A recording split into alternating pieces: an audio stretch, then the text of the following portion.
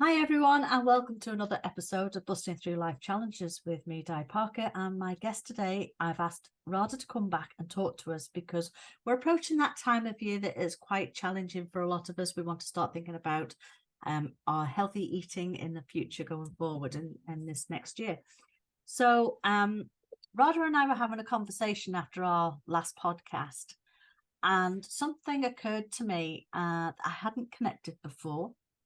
I've taught people before about eating with their eyes, so putting a blindfold on so they actually can taste the food that they're eating. But what hadn't connected with me is why we struggle so much to give up certain foods. So we'll go on an eating plan and we'll follow it. And then as soon as it's finished or we've got to our target weight, we'll revert back to the way we used to eat, even though we've got this new knowledge. So that posed the question to me as to why we do this. And it dawned on me that it was about losses, having this conversation with Radha. So we thought we would jump on today and just expand on this, because I do think it's key to us making permanent changes. So Radha, thanks so much for coming back and joining us today, because you're a long way away from us today. Thank you so much, Di. Yes, as you say, I'm actually in India at the moment, and we'll get on to the struggles that I've had here as well in a similar manner to what you're saying about this idea of loss when you're making changes as well.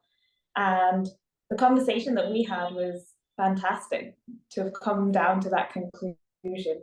And I often get asked, what's the sort of difference between just getting a nutritionist or following a diet plan and actually having a health and nutrition coach? And this is the aspect that we're getting into, is tapping into those deeper beliefs that we have, the ideas and expectations we have of ourselves in this journey, because it is a journey. It's not just do it for a month. January is coming around, it's a new year, set that resolution. Yeah. We're going to drop those 20 pounds. Good for you if you manage it, but come December, have we maintained that? And there's more to it than just losing the weight. There's losing all those emotional connections to those foods, losing the way that you cook, or the way that you used to go out, the places that you used to go to. There's a lot of different changes that happen along the way, and that's why these steps create the journey. Yeah, absolutely. And also tapping into, and this one was a big one for me too, how you feel when you're eating the food. Now, I've done a lot of that over this Christmas. And I've tried to select everything to notice what it is I'm eating and be conscious of that, without upsetting people that have made meals for you. But I've noticed I still ended up, there was roast potatoes, there was Yorkshire puddings, and I was eating those. But I noticed how they made me feel afterwards. Whereas before I would just say, oh, I'm stuffed. It kind of like went a bit deeper to actually, this is not making me feel very good. So fortunately, I've got Radha's special little recipe for a green smoothie, which just helps the whole digestion kickstart itself again quite quickly. So, I was able to recover quite quickly knowing that as well. But it just led us on to talking about the losses that we experience. I mean, if we, why did I eat the potatoes? Why did I eat the Yorkshire pudding? So Radha's going to explain a little bit more about why we do that sort of thing. Absolutely. I guess let's flip it around the other way and ask you, what does it mean to have that Christmas dinner? Or what is that connection to that particular meal for you? Yeah, it's about all those happy memories that I've grown up throughout all of my life. That it is a traditional turkey dinner with all the trimmings that you would have on a Christmas day, and the family coming around the table, creating decorations for the table with my grandfather, all of that process. it's still bringing the family together. You know, you could be spread out and not see each other for months with some of your relatives, but they used to always come around the table for Christmas Day dinner. And then when I was bringing my family up, it was very important to me too that everybody was, you know, given what they wanted to eat, in so much that was it a turkey dinner, or in one case my son, he was a pescatarian, so he would have a salmon, but it would be all the trimmings to go with that, and the preparation of those too with my younger son in the kitchen, and the memories that we've created by doing that together. But these days, I mean, the last couple of years, there's been a few changes where I've ended up having, say, fish for Christmas Day dinner, and it's not felt like Christmas Day dinner. Even though it was a Michelin styles, you know, star chef that did this, it's still, to me, it's the turkey dinner. And so I think when I see it, then that's what the emotions that have been coming up is, oh, this is Christmas. For me, this is the family getting back together again and having the Christmas dinner.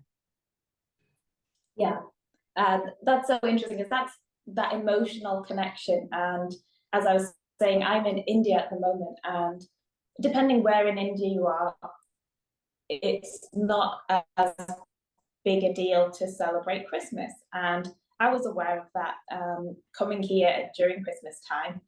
I just didn't realize how attached I had become to that idea of, well, we need to have Brussels sprouts, the Yorkshire puddings, or whatever it was, you know, the veg, to have that meal to make it feel like Christmas. And without that, it wasn't Christmas. Despite putting up the decorations, seeing Santa, having gifts and the rest of it, the food wasn't the way we would have done it for a Christmas meal. And it was surprising to know that actually I also have that deep attachment to Christmas, or the link between Christmas and the food. And we have that with so many things, like you've rightly said. For some people, it's a specific day of the week when they would go and eat with a certain family member, and once that goes, or they lose the person, or they take away that food, change it for reasons of changing diet, whatever it is, suddenly that experience changes and it feels like a loss. Yeah. And I was sharing with you, I saw a really interesting documentary actually, and they were talking about how fire is actually one of the biggest impactors on the life we have right now.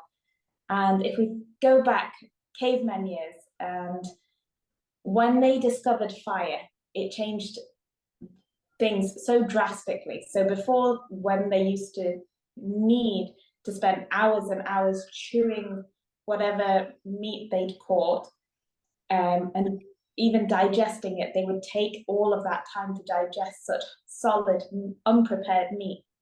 As soon as fire came into the mix, they discovered, okay, now we can cook this food, and actually it takes less time to chew, less time to digest, so we can do a lot more other things. We can go and discover new parts of the world.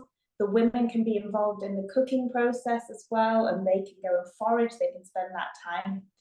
But what really started to intrigue me was the way in which fire brought everyone together.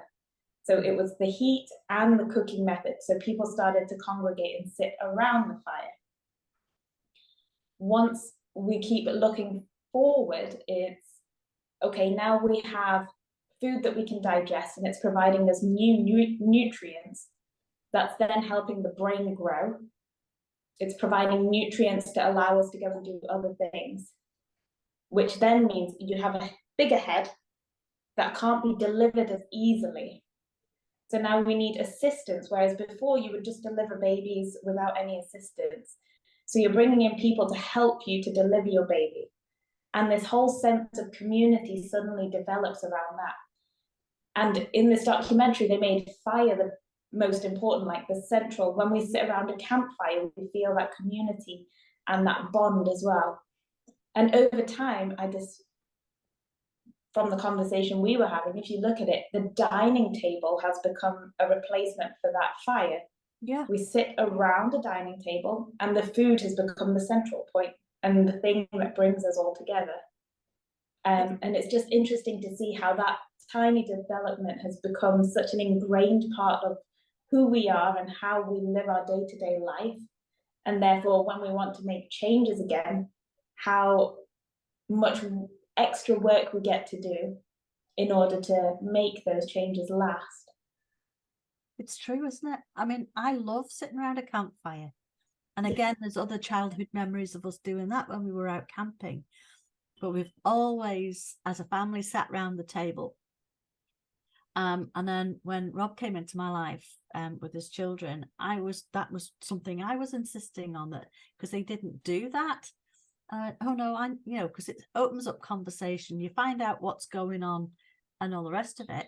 So that was the main purpose, but not actually making the connection that the dining room table is the fire. Even if you do like candles sometimes in the middle of the table, but it's like, it's great to have this other perspective of it, so that you can think about that, and then about the food then that you're going to be eating and sharing is not so perhaps as important as the actual emotional thing of the people around the table and the connections that you're making. Yeah. And sorry. Yeah, go ahead. And the need that people have to almost overproduce the food to make you think that you're very much valued to be around this table, and then that feeling that you get, all right, I better eat this. Somebody has done this. Reminds me of a Dawn French sketch from many years ago in The Vicar of Dibley. Well, you don't know if you're familiar with it, but she's invited to 3 Christmas Day dinners and she doesn't want to let anybody down, so she goes. And she's literally pushing a Brussels sprout in her mouth because she doesn't want to let people down, So if you think, I mean, obviously that was an extreme and it was funny, but I found myself in a similar situation this Christmas Day. And you have to think about, how's this feeling? And, how am I going to wear this? But you don't want to insult the host when she spent all day making the meal. So it just woke me up to another perspective about the deeper issues around this and loss, the feelings of loss. I think I remember, when you were quizzing me about this, I was talking about, well, pastry is one of those things that I look at it and I know it's going to hurt me, but I still want to eat it. And then Radha did some work with me, and it worked. Sort of, when I was a child growing up, we used to have a pie shop in Peel, and one of our things on a Saturday was, and it would be the first main meal of us all sitting down together. They would make their own chips, and then we'd be sent down to the pie shop to get the pasties and the pies, and then a cake as well, because they did cakes. And they were absolutely superb. We used to come back and we used to sit down, and that was the start of us connecting and chatting and making plans perhaps for the weekend. For children, I think you get away with these things because I know it didn't hurt me. But if I even look at pastry to think, like on a quiche or something, I'm thinking that looks really good. I might have a little bit of it just to satisfy and tick that, that was good. But actually, finding a way of making a quiche without the pastry base would be quite good. Yes. Or an alternative base. So there's one for you, Radha. But that's what started this conversation, and the, what are you losing if you're saying I'm not going to eat that anymore? Yeah, there is a deeper thing rather than I'm not just saying no to it, because once you've got out of that headspace of being strict and rigid in what you're doing, and you start to relax again, that is going to creep back in because of the emotional attachment you've got to it. Absolutely. And I'm so glad you brought that in about the aspect of wanting to respect the other person as well, or the person making copious amounts of food, because for some people they are givers and their way of showing love is to feed. A lot of mothers out there will have that, like, I just want to give, or it might be a sense of previous scarcity or whatever it is, that, okay, I didn't have this, didn't exist, you know, having the luxury of all of this food, and now I want to be able to give, and I enjoy cooking or whatever it is. And that connection for me, when you were saying about having that pastry connection for you as a child, now for me, when I started making changes in my diet, I was on my own, working, living alone, so I was able to make those changes completely void of anybody else's input. And it really hit me when I started to go home again, because I did a lot of change during COVID, as did a lot of people. And when I was finally able to go back home, I suddenly started realizing that simple things like cake, that I hadn't realized was such a connection. Whenever I'd come home from university, it was something that my mum and I would do. We would just bake a cake. And, or once we were in COVID, for my birthday, she just sent a cake, and that was her way of showing love. And for me, it was like, oh my gosh, like this is going to create a void between us, because that's not going to be a part of what we do anymore, that tradition, that routine, the habits. And the other side of it was certain Indian dishes that I will go to any family members' houses now. They know from a child, like, this is my favorite dish. I made it so ingrained that this is the one thing I love. And if you want to keep me happy, give me this.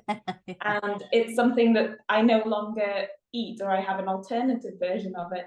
And to this day, I'll see people that I've not seen for so long. Family members will go and visit, and they'll be like, we knew you were coming, so we made this because we know. And it's just like, I feel like a piece of my own identity has been lost in that dish.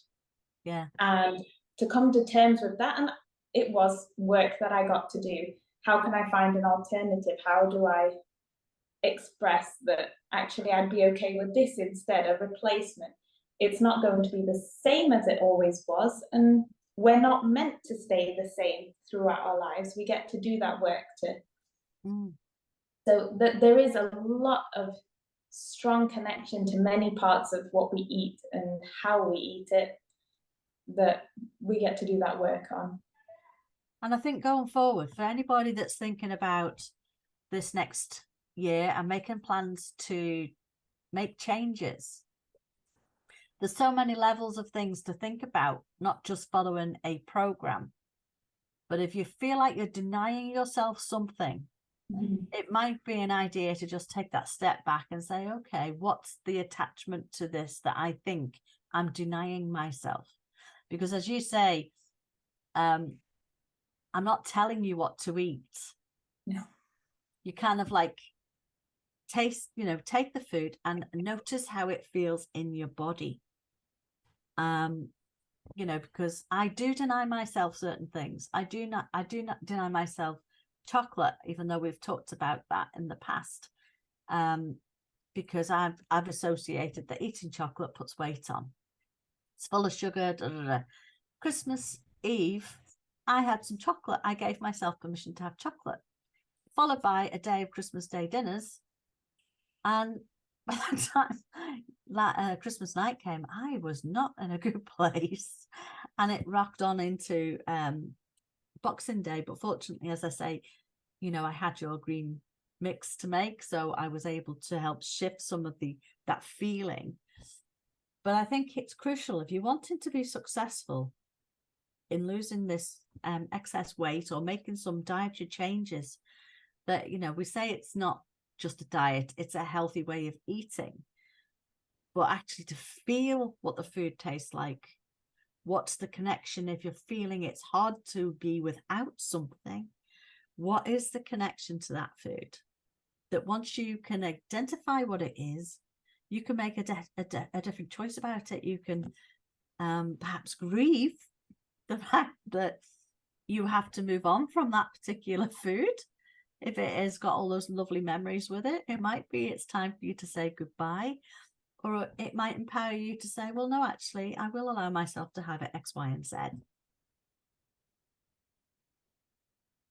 You really hit on some really interesting things there about language that just came up for me. And even words such as losing weight, we don't want to lose anything. Our body, our mind, everything, it creates a sense of scarcity. Yeah. And when we think like that and we feel like that, what our body actually does is the opposite and says, well, I'm holding on. I never want to be in a space or a sense of scarcity. And something I learned along the way was a simple word change, which is actually, we love to gain things, we love to get presents, we love to, but weight is one thing we don't like. So you can switch it and say, well, actually, I'd like to gain 10 pounds of lightness. Oh, and I like that. That is lightness on so many levels, because a lot of the time, again, it's emotional baggage and lightness that we want. And the weight loss happens secondary to all of that. Rather than saying, I want to lose this amount, I just want to gain. I want to gain that lightness. I want that freedom. And things you rightly said, I don't tell anybody to do anything. There is no must or you can't have or anything like that. It's all experimenting. It's all feeling and understanding your body and how you perceive things. So that idea of you cannot have anything, or you won't do this, or you've been told not to, those are all language patterns that don't serve us. And Absolutely. again, the coaching comes into that, which is, let's just change that language that we've been using and see how we get on with that. Yeah. I mean, I know that there's lots that have touched on emotional eating in the past, because we've had there's the element of some people that have put weight on and it helps them feel safer and keeps them away from Absolutely. whatever. I've come across that in my coaching. And on obviously the reverse, when somebody has got other sort of issues around their eating disorders and things. So I think it's important to stop and actually connect with us and how we're feeling about the food we're eating. It's almost, it is a retraining yourself from what you've known to allow yourself to grow. It doesn't mean to say you have to knock everything on the head. Like you said, you don't tell anybody what to eat and what not to eat, but empowering you to make these decisions, because, I know people that have been able to come off medications because of what you've done for them. And they've done the work. They've decided to follow and do the work. So, that's pretty big, to come off medication. And that's empowering to, to not have that, and that mindset that I have to go and get a pill for this to help me shift it. Because we're looking for an easy solution, I suppose, sometimes when it comes to diet stuff. I mean, I was telling you about those ones I'd got. But, oh my gosh, what a difference it makes to have this, to have the feeling, to feel how the food is actually in me as I've eaten it, to pay more attention to that. And then coupled with anything that comes up that feels like it's a loss, to identify it and go, okay, I see you. Right. Okay. So I've got two choices now. Do I need to do some work on it? In my case, do some Greek work on it, or can I just acknowledge it and say, right, I see you. Okay. I know what it is. And I can move on from that. Absolutely. It's a beautiful journey, and it is, I love that word empowering, because that's all it, I say all it is. From my side of things, my clients, my patients are the ones that are doing the hard work. I'm guiding, but they are the ones that are seeing the changes, and it excites me when you finally see that energy and identity and true self come back into them. And now we're on language. Let's reframe hard work, because actually, once you've educated yourself and you understand it a lot better, and the impact that it has actually on your body as quick as it does, Radha, that's not actually hard work. Yeah. It's this emotional stuff that comes up around it. I think it's the hard bit. Being able to say quite confidently, no, I'm not going to eat that quiche, because I know that the rest of it is going to upset me, or scrape off the bit on the top and not eat. That's an alternative I never thought about. Just eat the filling. But it's having that knowledge and being able to sit and think about how it's making me feel. And we don't want to make ourselves feel unhappy or heavy or all the other stuffed feelings that come when we've overindulged.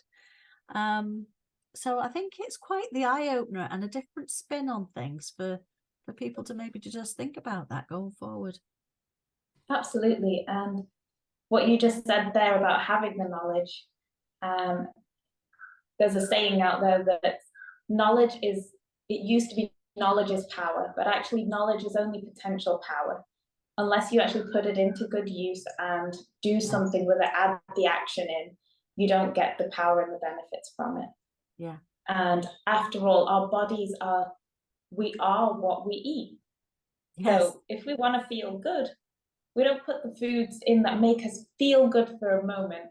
You've got to give it the nutrients that it actually needs to work and give back to you. And I think that is where we've had that overlap, Radha, because the feeling good around the table with the big meal, that was the feeling good. That was having the family around and having all this lovely food. Whereas actually how it's making you feel inside your body, it's just so different. So and you said it yourself. Yeah. So many people most people, pharmacies stock their shelves with things like Pepto-Bismol and Gaviscon because it's Boxing Day is a winner day for them, because most people will overeat, overindulge. They'll emotionally feel great, and that's what they were actually wanting. But physically, they'll all feel bloated, heavy, tired, and it's just that understanding. That's where the knowledge comes, that actually I'm going there for the emotional fill and not for the food fill.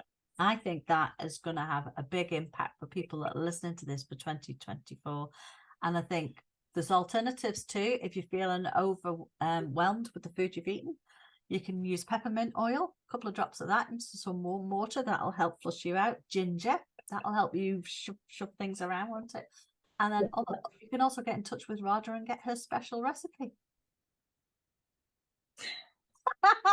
Absolutely. All right. Well, thank you very much for joining us today for this quick podcast today. Thank you, Dad. I wish you a very happy new year, and I'm looking forward to seeing you in the new year and planning some more chats with you. Fantastic. Likewise. Thank you so much. Bye now.